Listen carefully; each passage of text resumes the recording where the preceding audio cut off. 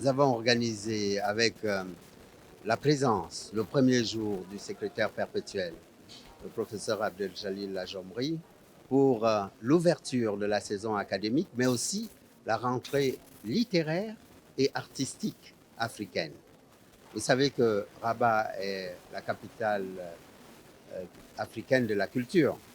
Et donc, à ce titre, il y a plusieurs symboles. Et précisément, notre intitulé de ce colloque, c'est la famille vue comme un labyrinthe ou une métaphore.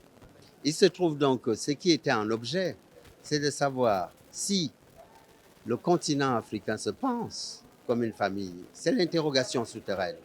Et si c'est une famille, qu'est-ce qu'elle peut apporter à ses enfants?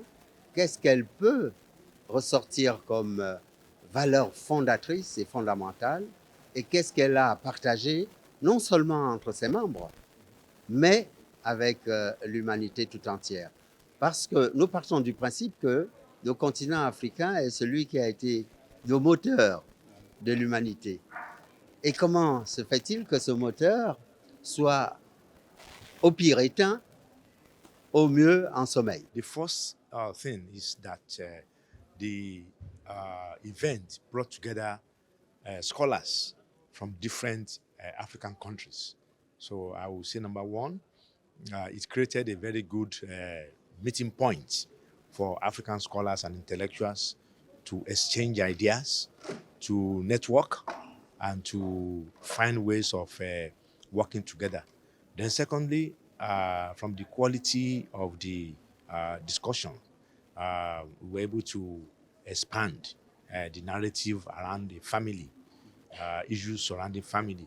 And since family is the nuclear of the society, this is very important because once the family is in good condition, then the entire society and community will also be in good condition.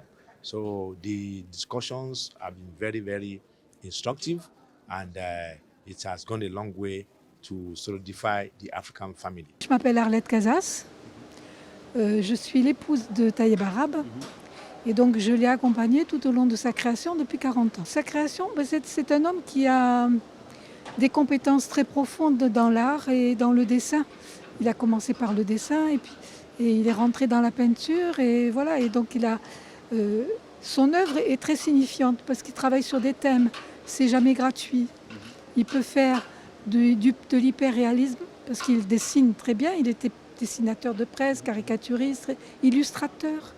Donc c'est vraiment quelqu'un qui est capable de vous dessiner quelqu'un simplement avec un stylo bic. Vous voyez. Donc il a un trait très sûr.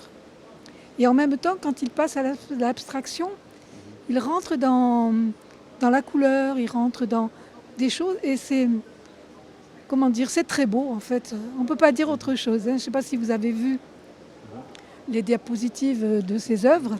C'est vraiment quelque chose de splendide. C'est superbe. Enfin, moi, je suis tombée amoureuse et de l'homme et de l'œuvre. Et depuis le début, je le suis dans ce qu'il fait. Je l'accompagne dans ce qu'il fait. Mais il est complètement libre, c'est-à-dire que je n'interviens pas jamais dans ce qu'il fait.